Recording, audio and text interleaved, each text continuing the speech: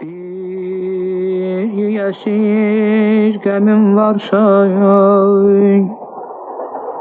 deyir çəkim ovutma məni. Məndən əziz kimin varsa, sev amma unutma məni.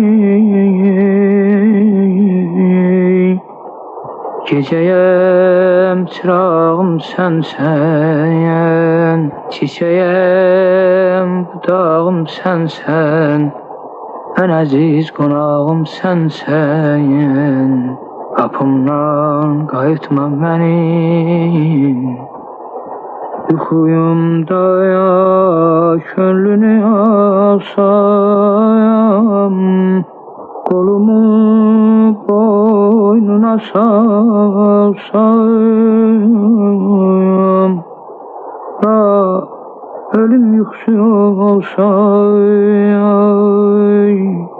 qoy yatım, oyatma məni.